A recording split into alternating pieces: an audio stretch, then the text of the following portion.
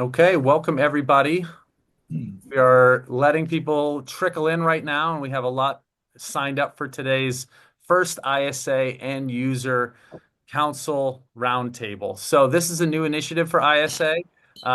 We have been talking about bringing the end user closer to what our members are thinking about and doing and how they're running their businesses. And now we really are bringing them right in front of you to have a conversation about what's going on at their companies.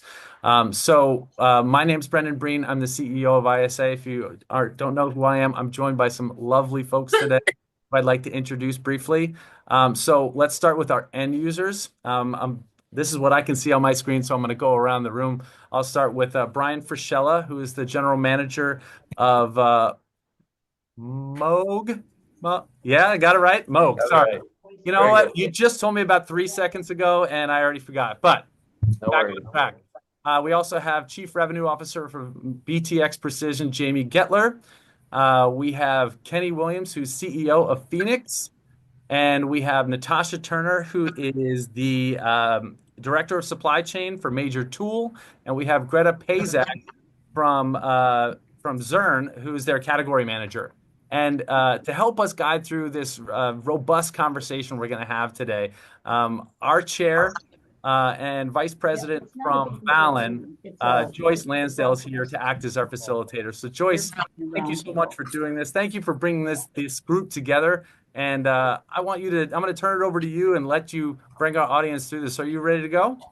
I'm ready to go. Thanks, Brendan. All So, right. hello, everybody. Joyce Lansdale from Fallon. Welcome to ISA's very first end user discussion. As you know, the Industrial Supply Association represents the manufacturers and the distributors that serve manufacturing in America. Today, our audience is made up of our ISA members, distributors, and manufacturers that want to hear you, the voice of our end user customer. You are our mutual customer. So thanks for all of our end users participating in our panel today. Fortunately for us, or maybe not, the timing is excellent for this panel event, as the headlines today are all about Where is my? the United States is imposing on imports. Last week it was about Canada and Mexico, and this week it's about steel and aluminum. And clearly there's a tremendous amount of uncertainty about exactly what will happen, when it will happen, how it will happen. So let's dig in. So for our panel, first question, how are you reacting to all of the tariff news? And how are you thinking about it relative to managing your supply chain? Let's start with Brian. Brian, what are you thinking? Yeah, so I guess a couple things. I know, by the way, I'm going to hit another piece. You mentioned supply chain, but it also goes to a customer base as well, which I'll probably hit on in a second. But from a supply chain perspective, how are we managing it? It's really trying to understand and address where all of our products are sourced from globally. I do also work in a business that has, I have peers within Moog that are in some of these countries that we're referencing, which adds another layer of complexity to it. But as of right now, there's a cost associated with transition. So what we've done is we've taken away, we don't want to add the cost to make a change, a rash decision. If this is just purely a negotiating tactic by the administration, that's the part that's unclear. So we've at least gathered the data, prepared to change if need be. On the customer side, I know you didn't ask, but on the customer side, we're almost doing the same thing. And it's actually just as big, if not a bigger risk for us, given where our global customers are located. So trying to be strategic about kind of our offering and how we can present that to the customer base. So. And just one follow-up question to your response, Brian. You mentioned preparing the data. Yeah. How do you have great visibility to data specific to managing tariffs?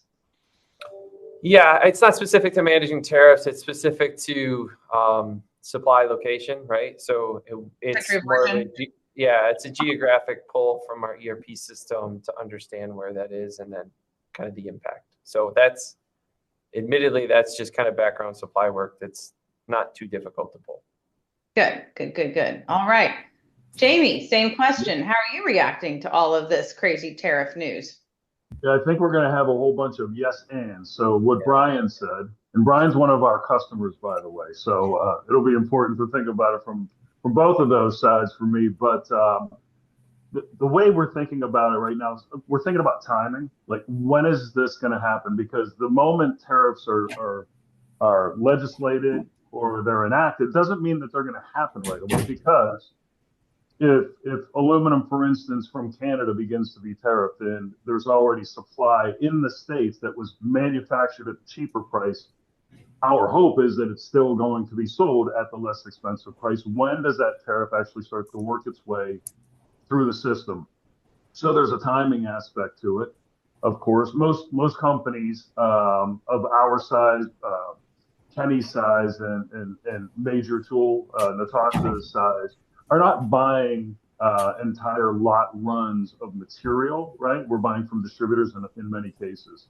So timing wise is something, certainly that we're thinking about, but then, we are able to pass through price increases or cost increases based on material with our customers in many of our agreements, but with the government, maybe not so much. So firm fixed price agreements sometimes will not allow for those changes to be made, and you're kind of stuck with it. So that forces you to get scrappy.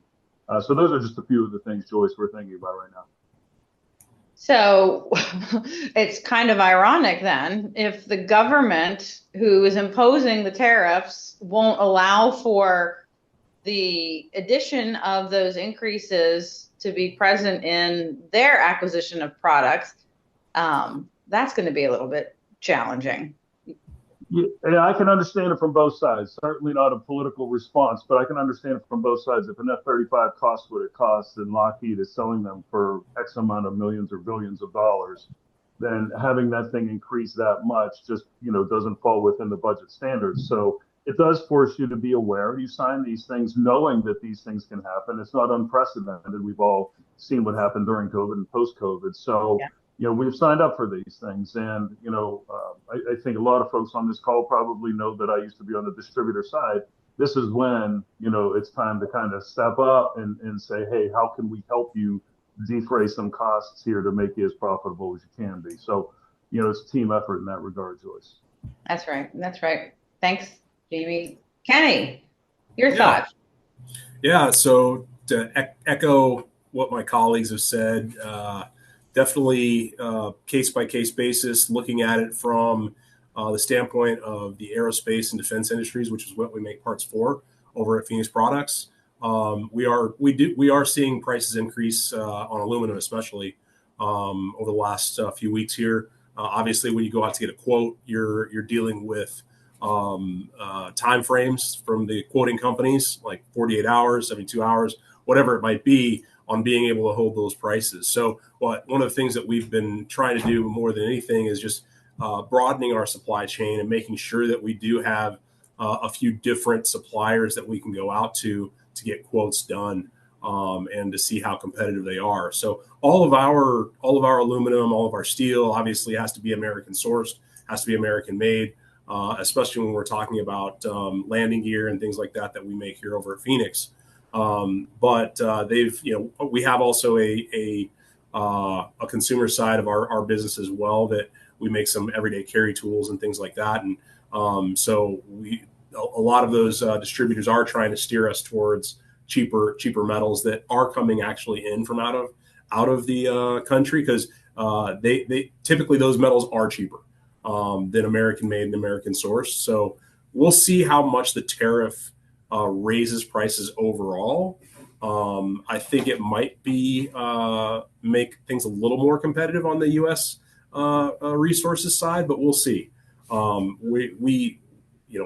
business, we've got a few contracts that are locked in that can't be negotiated on price after inflation. All of those things are boiled down.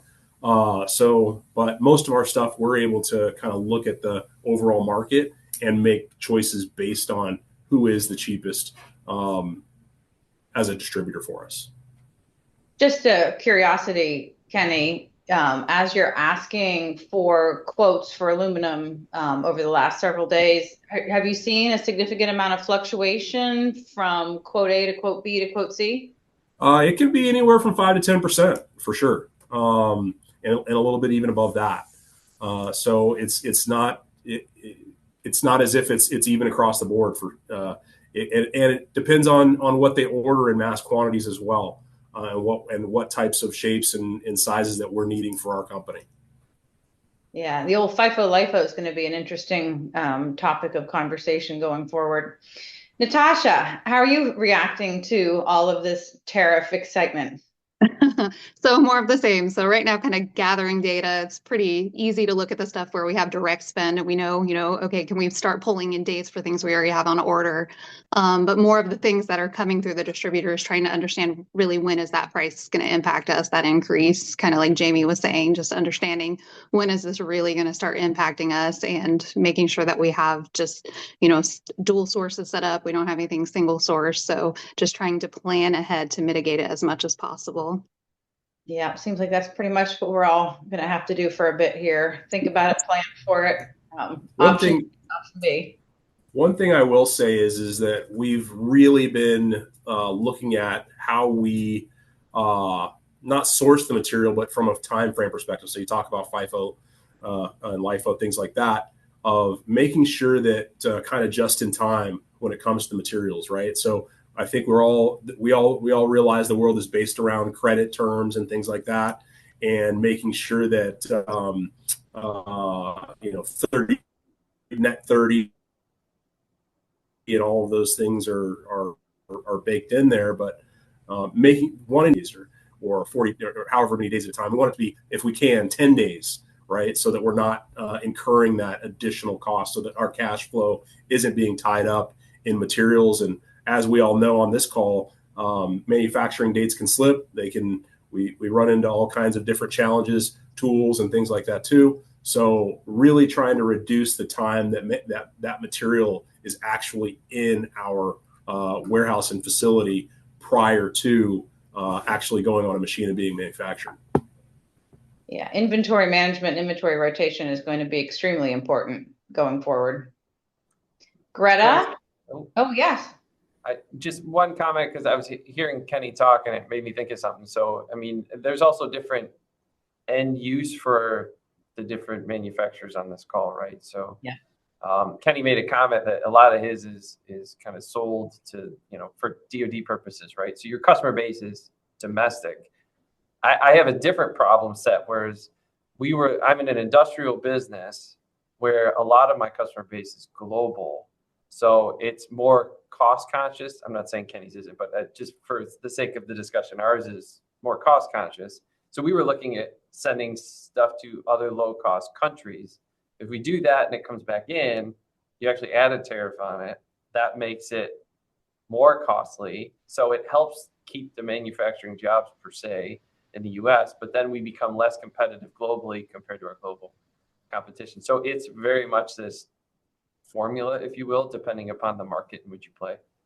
Yeah, that's a great point. If your only customer base is in the United States, then it's one approach. But if you're serving multiple customers across the globe, right, different industries, et cetera, then there's a lot to consider. There's a lot of variables at play. Greta, from Zern Elke's perspective, how are you thinking about tariffs these days? Yeah, instantly when this news dropped, I kind of was thinking similar to Brian, was this solely a negotiation tactic? I mean, you don't really know. Same with Jamie's point on timing. So I'm thinking about even start of COVID and, how things went. People are stockpiling everything. You see it like on the lines, looks like Black Friday at the grocery store every day. And it's like, are we going to start doing that with our manufacturing? Changing our min maxes, maybe stockpiling some inventory while this gets ironed out timing wise. That's definitely something that we've looked at or considering for certain of our manufacturing sites. In addition to that, similar to what everyone else is doing, taking that broad and granular look at our supply base, making sure we've got multiple layers of protection in the case that something goes haywire. And then overall, just that total cost of ownership improvement. not just looking solely at the piece price, if that's what the tariff is going to be attached to, but yet those transportation costs and where can we build efficiencies, quality, things like that. So kind of taking like that holistic perspective, but piggybacking on what everyone else said, everyone's thinking the same, I think. And that's a great point too, right? Because the raw material cost as a percentage of the total cost of a widget that you might purchase, right? It could be large, it could be small, right? And so the total cost of acquiring a widget for utilization in your manufacturing, the total cost of your supply chain, right? I mean, there's a lot that goes into that. It's not just the piece price of, or the component price of a single product or category, if you will. Absolutely. So for the group, are there possibilities of converting spend to non-tariff countries of origin, right? And I know that it's probably a little bit challenging, specifically when it comes to aluminum, right? Because aluminum we don't manufacture aluminum in the United States like we used to. But are there possibilities of converting spend to non-tariff products or countries? Brian, I'll start with you. I'm pausing because it's been so dynamic. What is a non-tariff country today might not be a non-tariff country tomorrow. So, boy, that's a tough one, right? I think it's my answer is unfortunately probably the same as when you first asked the first question. Is I think it's kind of gather the data, don't make rash decisions. If we get to a point where, okay, these are broader scale tariffs that are going to stick, then yeah, that's something we would need to explore. But to me, that's more case by case. To chase the policies as they are now, I think would be ill-advised, I guess. Yeah, it is still a wait and see for all of us. Jamie, your thoughts? I think let's say that it starts to influence the pricing of a variety of different items, whether it's raw materials or whether it's industrial supplies or anything else. I think, you'll start to go through it no different than you would with your own home budget. Is where's the biggest expense and where would that hurt you in the pocketbook the most? And so it would be, kind of a start at the largest amount and where those tariffs may be impacting, and are there other choices that you can consider? Right now, it's not kind of crossing our minds too much about conversion until this thing gets to be real and pervasive. And at that point, you're probably preparing in your mind. Then you start to do some of these actions like some of the rest of the group have talked about. So not just yet, conversion-wise. Natasha? Yeah, same thing. I think it's a potential to have to shift your sourcing strategy, but it all depends on where everything falls. But looking and understanding where we can look at other options and other country of origin. I mean, like some of the others here, some of our customers, we just can't. So, we've got to determine where we can and understand what those options are to make informed decisions when the time comes. And I hear the term country of origin used, and I anticipate that it will be used a lot, in our business acumen going forward. From a distributor's perspective, hey, everybody out there, make sure you're looking at your product portfolio from a country of origin perspective. Kenny, your thoughts? Yeah, I think for our business or for my business, it's going to really show up not necessarily in raw material, but actually in like tooling and things like that. So the days of being able to get cheap tools out of Taiwan or China or somewhere else are really going to be where I think we're going to see a pretty good amount of uptick in price, just based on the tariffs that they're talking about. Hopefully Canada and Mexico continue to be a source for us. In terms of raw material, hopefully we can work out our tariff challenges with them. But I think with a new administration, I think they're coming in and saying, hey, we're not going to be necessarily the piggy bank for the world anymore. And I think it's something that we're all going to have to adjust to on a lot of levels. Absolutely. Absolutely. Greta, you're going to start switching your product selection to non-tariff products and countries?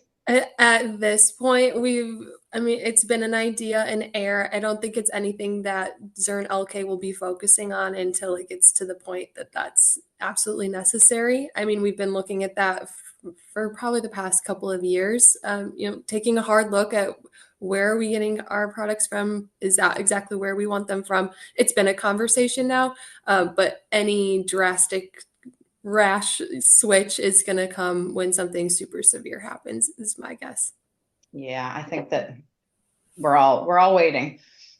So for our distributors in the audience, I think the big question that is often asked is going to be from an end user customer perspective, pricing management, and your willingness to accept price increases due to tariff costs increases. So how will you end user customers manage those increases on your indirect spend? And what advice do you have for your distributors and manufacturers that support the distributors on price increases specific to tariffs? I'm going to start with you, Jamie. Okay. Nobody likes price increases. Let's start there. So we know that that's the case. However, we also will recognize and being again on the distribution side for 23 years prior to joining BTX Precision, I know that we had purchased inventory well in advance, like I had mentioned earlier, and that stuff wasn't tariffed at that time, and a lot of times that supply covered the customer base for quite some time.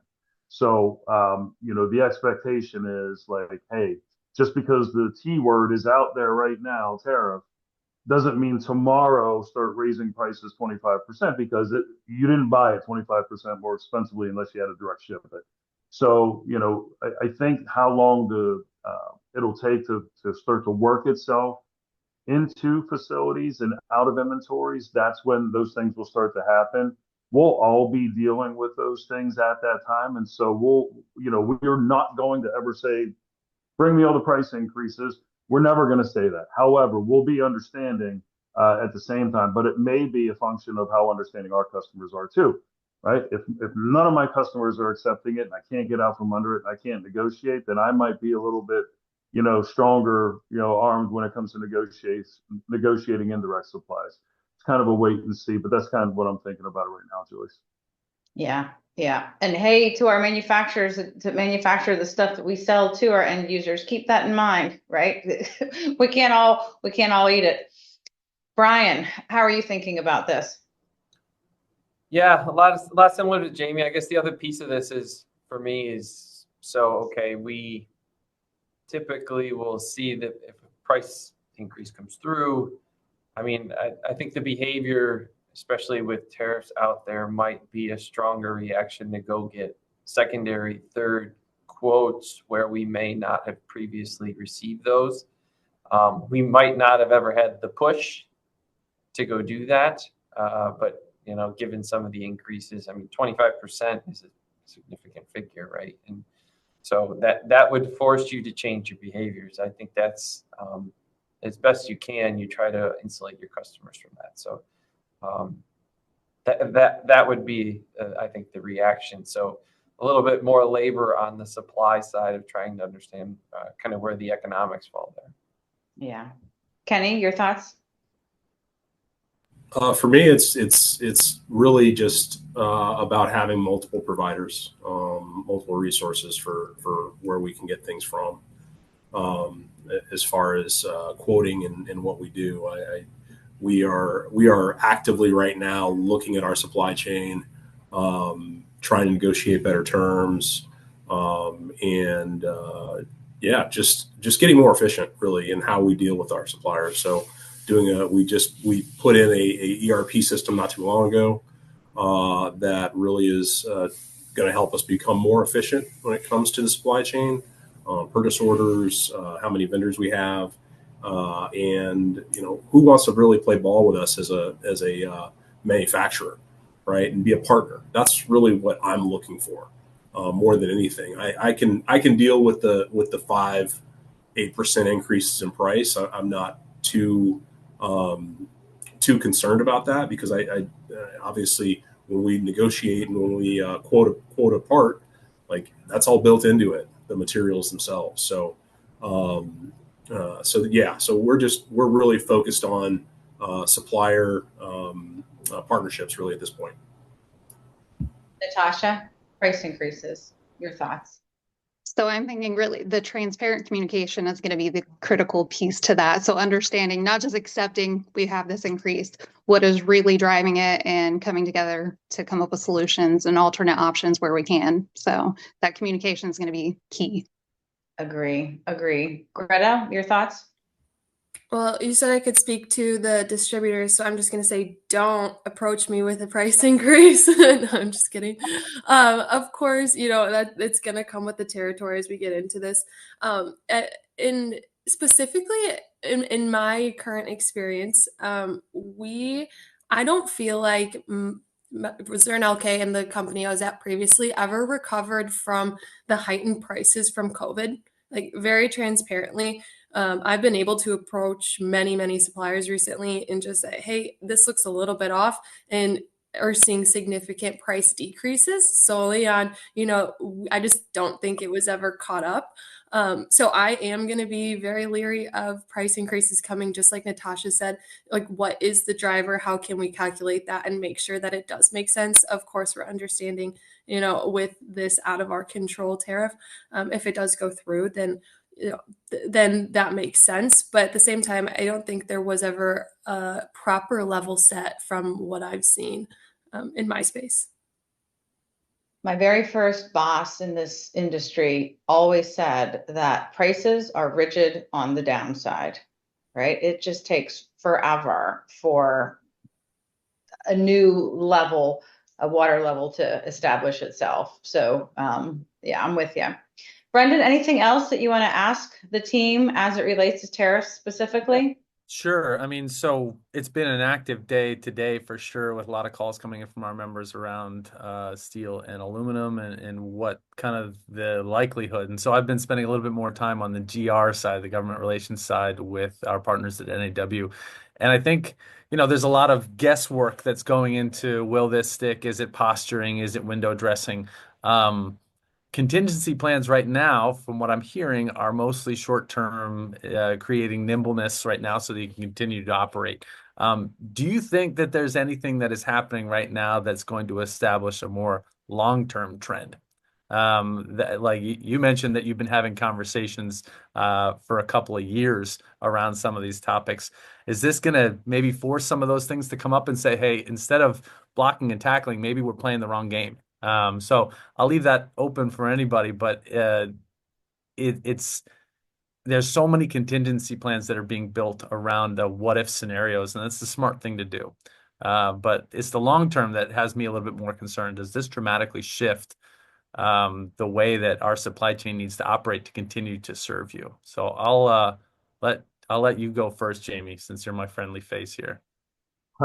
So, I'm thinking more of, the original basis for the tariffs, was rooted in part rooted in, I wasn't on mute. I was thinking for a second, I might be on mute.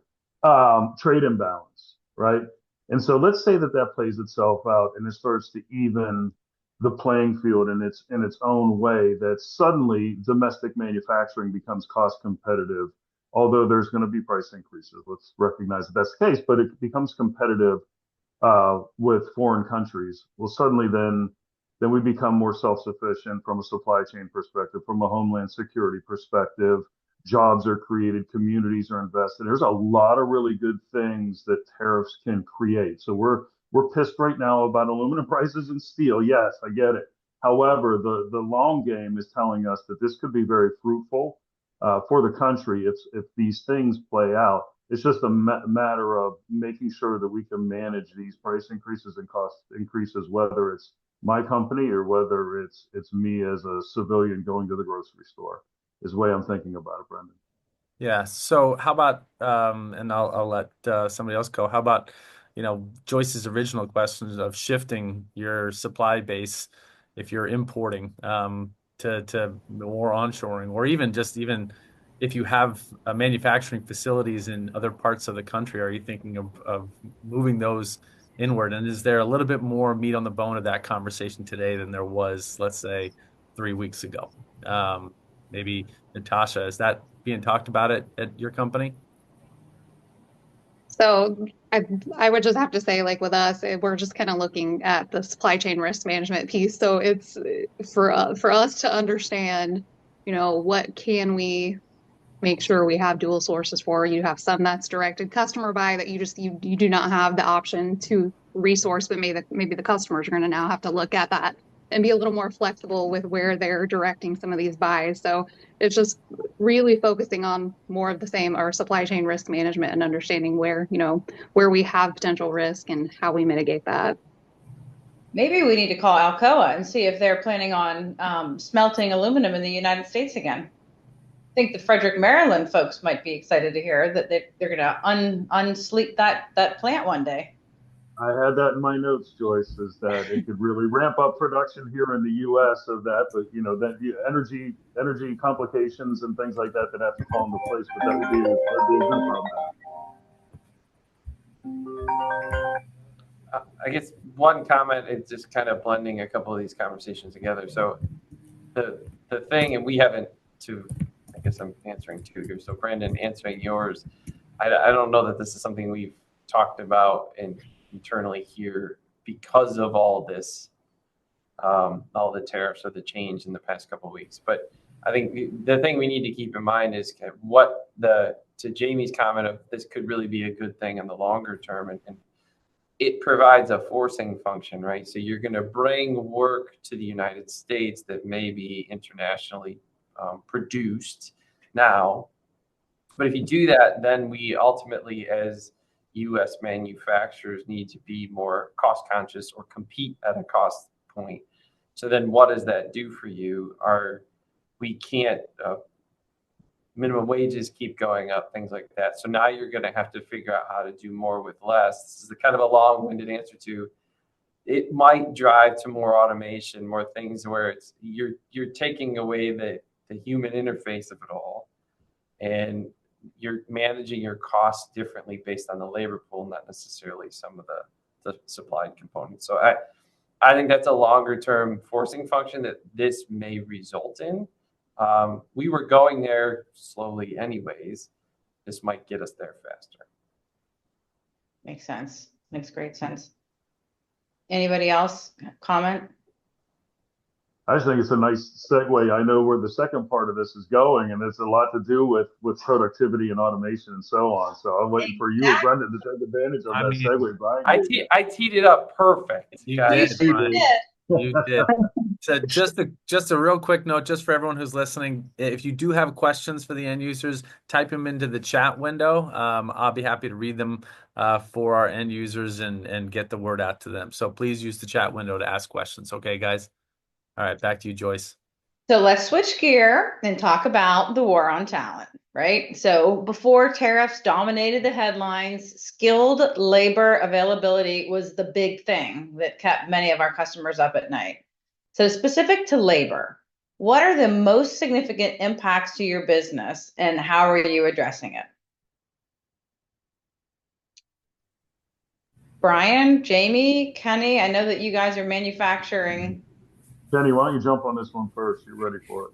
Oh man, where to start? One, there's in our industry for when it comes to manufacturing, especially for aerospace, defense, for anything having to do really with metal or composites or anything like that, there is a shortage of people that are skilled enough to program, operate, set up machines to be able to do these things. And then also for me as a manufacturer, the time it takes to actually have these spindles running, right? So I want to try to maximize that as much as possible. If I want to do lights out operation from the standpoint of 24/7 in my facility, I've got to use a combination of not only people, resources, and talent, but also automation and robotic talent as well. So for us, when you introduce something like that, though, like from a robotic standpoint, you've got to have somebody that's skilled in order to be able to program the robot and teach it what it needs to do. So it's not just someone that understands manufacturing from the standpoint of whatever it is you're making and the CAD drawings and the designs and all of those things that we use, but also being able to program a possible robot and also repair a possible robot. So we are here at Phoenix. We are having both options. We have obviously human capital and human resource right here in our shop, and then we also have robotic capital and robotic resources here in our shop, right? So that we aren't just depending on one or the other. From a standpoint of like who we're recruiting, and this is something that even Boeing and some of the larger Honeywell manufacturers are doing too. They're actually recruiting folks right out of high school to start these jobs and really go downstream from the college grad because what they're finding is that it's much easier to focus and train these folks that don't have preconceived notions necessarily, don't have a lot of debt, don't have a lot of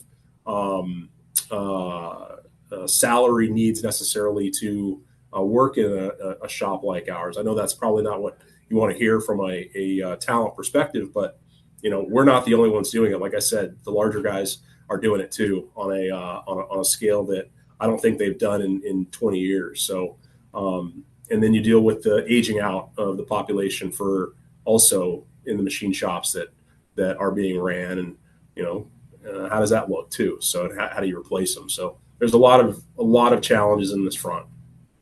But it's a great thing that coming out of high school, somebody if they choose not to go to college, or maybe they go to college and they still haven't found their path, and they want to get into manufacturing. I mean, what a great opportunity to earn, a good wage, and not have to, be in IT or healthcare or pick something else. Yeah, no, we have a young man here that he's 20 years old, and he's already making $40,000 a year because he knows how to program. He knows how to touch off tools. He knows how to set up the machine from a manufacturing standpoint, and can work on a lathe as well as a mill. So it's pretty incredible from that standpoint. And that kind of goes back to what Jamie was saying earlier, right? The whole tariff impact forces us as the United States to look at manufacturing differently, potentially. This also combines with our ability to look at labor differently. And suddenly, being in manufacturing is sexy again. So not a bad thing. One last thing. So I actually come from the technology world. I started out at SAP and IBM, and so I understand and I understand where that model came from for us as a country, right? To the Apples of the world, the SAPs of the world, the Microsofts of the world, and that was what you're saying, a sexy type job was programming, right? And manufacturing really was kind of the side thing. But what's funny is about technology and manufacturing is it goes hand in hand. Like the whole purpose of of technology was to help make manufacturing more efficient. And I think we've gotten away from understanding that and how technology. I mean, if you come into a modern shop, like I said, it's got CNC mills, it's got robotics, it's got programming. Even for us, from a consumer product standpoint, we have a graphics design kind of area too. So all of those things are technologically advanced, and AI as well. So we use that in quoting. We use that in our machine setup. So like, if you want to look at what technology is, how technology is advancing, come to a machine shop that's been built around that in 2025. Manufacturing is sexy again, right? And it's only going to get even more exciting, right? As we continue to develop AI technologies and how that will then, be able to supplement what we already do. Brian, general manager of Moog, right? You sit on top of a significant labor force with varied skill sets and different functional areas. How are you thinking about labor right now? Yeah, I mean, it is a challenge, right? Kenny hit on it, right? Your CNC mill, your grinders, your machine operators, they are harder to come by, especially when I'll even say that I sit on a campus of other Moog sites who are all looking for the same talent. So it's just kind of interesting in and of itself. What Moog has actually done for us, just as kind of a unique scenario, is we've actually invested in our own training center that will have its own CNC equipment to pull, like Kenny said, pull people who are in 2-year tech degree that have that interest and knowledge and skill set, and actually pull them into kind of this program that then the rest of Moog can raise their hand and say, okay, I have an opening with requires the skill set, and then we can pull people directly from our own technical school, if you will. So that's something we've intentionally invested in because of the significant gap. And it's interesting. It's one of those things that there's enough programming both on the defense side, the aerospace and defense side, but also the industrial side that the investment was worth it. And it wasn't small, right? But that's the piece. In addition, that's one leg of it. The other leg, of course, is that I hit on it earlier, but there's more automation that's coming. So then you find the people that can operate the machines, but now you're actually kind of going up a level. So you don't need necessarily the operator, but I guess I'm kind of echoing what Kenny said, is that now you still need somebody to operate the automated equipment. So that's your 2 to 4 year technical, somebody who's skilled enough that understands not just what the buttons are pushing, but why they're doing it. That's critical. But you're able to move up the chain, call it ever so slightly. Necessity has always been the mother of invention, right? And the fact that you can get a quick ROI on investing in people, I mean, that's wonderful.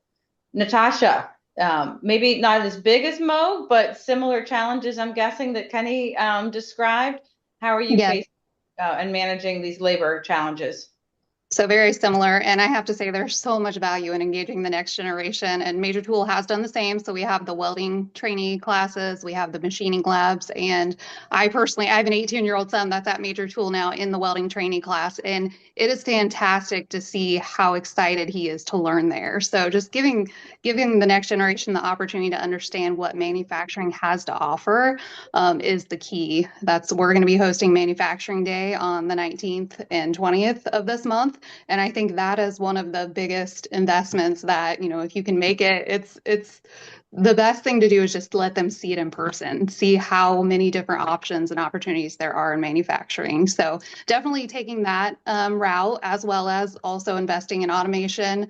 And then one of the other things I just wanted to hit on is just for the retention piece. So investing in your current employees and giving them the opportunity to train and to see a potential career path. So growth within the organization, I think, is critical to keeping people there, keeping them happy. So that's another thing that we're really focused on, is just the training programs that we offer to our current existing employees. Love that. Love that. Yeah, you can't forget about the ones who got you to where you are right now, right? Exactly. Greta, how about you? How about Zern LK? Yeah, very similar. Well, Natasha just had like the textbook perfect answer. So I love everything that she said. We're doing very similar programs. We work a lot with local schools, high schools, colleges, whether we're popping up at career fairs, just solely getting that knowledge out there of manufacturing and the value we bring. Specifically with Zern LK working in sustainability and clean drinking water, and that's such an initiative from the government right now. It's broader than just we make a sink or we make a bubbler. I mean, if you're not in the Midwest, you don't know what a bubbler is, but a water fountain, something like that. Letting them know the opportunities. A gap we definitely have as well is that tribal knowledge. that older generation phasing out, I mean, that's critical to helping the younger generations be successful. I've seen that firsthand. So we're really trying to do sort of like not like a buddy system, but making sure that they feel like they understand the broader business needs. Like it's easy to sometimes sit at corporate and say, well, whatever, but when they're actually on the floor, making sure they still understand they're as connected to us and their job is very valuable. So getting them on board with that is critical. So yeah, I just agree with everything everyone else is saying. It's very difficult to find talent, but back when I entered the workforce and I immediately did an internship at a metal stamping company. And I said, this is perfect. In the interview, I'm like, well, I'm a blank slate. You can make me and mold me exactly how you want me to be. And I think that mindset, tapping into those kids in high school, is the way to go. That's great. That's great. Yeah. And, taking responsibility for your future in a company, right? Investing in the people that will get you there, not just waiting for them to show up, right? That initiative and that strategy, I think, pays off dividends. Last but not least, Jamie. Yeah, so all really fantastic responses. I think, and it's not far different from what others said, but I would invite, and I'm happy to do introductions at the same time. We're fortunate to have a set of relationships in the Knoxville area. I don't have any businesses there, right? But I did business with Oak Ridge National Laboratory in the past in the Department of Energy down there, University of Tennessee, and IACME, which is Manufacturing USA Institute for Composites Research that's down there. And so there's a hotbed of training and talent that's coming out of there. University of Tennessee, for instance, their engineering program, particularly the mechanical engineering program, is hands-on machining, programming. The undergrads, we'll say the bachelor's level students that are coming out of there are ready to hit the shop floor. There's some things to learn once you get there, don't get me wrong. However, I've never seen a group more prepared to hit the ground running. You have that, then you have master's level students coming out of UTK as well. And one of the avenues of BTX that we've embraced, and it's a convergence of great talent like these young people I'm talking about now, and then complementing that with automation. These folks are able to take a look at a solid model and determine a machining strategy, program a machine, do all the things that are necessary to stand that, whether it's a prototype or what we call an NPI, a new product introduction for a customer, do all that development work and run on the machine. And they create this part. If that becomes production for Moog or for Honeywell or for Boeing, I can then take that to an operator who now probably can operate multiple machines. Or if I'm having a hard time finding an operator, then I automate. I either use palletized machines, flexible manufacturing systems, basically that are on almost like a rail car, if you will, from tombstone to tombstone, inside and outside of machines. Those kind of things. We're seeing a convergence of like kind of top talent. But if we just need, operators as well, there's also IACME's is a training program for CNC. It's slipping my mind right now. I forget the name of it. It'll come to me before the end of the call. But nonetheless, my point is to say all of these different levels that all of our manufacturing partners on this call would be looking for can be found in that little oasis. And we've been very successful in grabbing some of that. Go Vols. Yeah, absolutely. That's right. This is great stuff. And I know that we're coming to the end of our time together. So when we take the combined pricing pressures from tariffs with the skills gap, what can your supply chain partners, right, the ISA members, do to help you better manage through these challenges? Natasha, I'll start with you. Have to get to my mute button.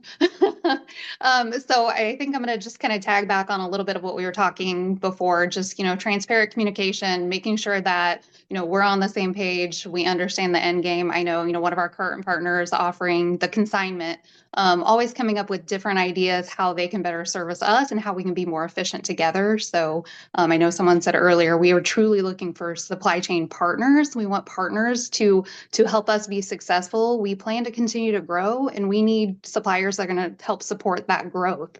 So we just need, partners that are going to work with us, that we can work well together, providing that clear communication and just, ideas as to how do we get better together moving forward. Greta?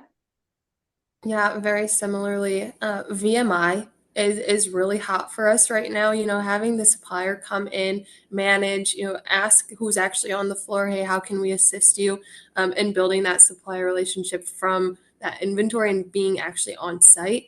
And then same, we're also looking at we've got locations all over the country and beyond, regionally. What can we do to tap into those different locations, even though they may not be within the same business unit, but they're or producing the same part for us. We've got multiple divisions, but it's how can we all partner together, bounce off each other. So having strong partners that are able to handle a region rather than just, one site is something that I'm really looking for as well.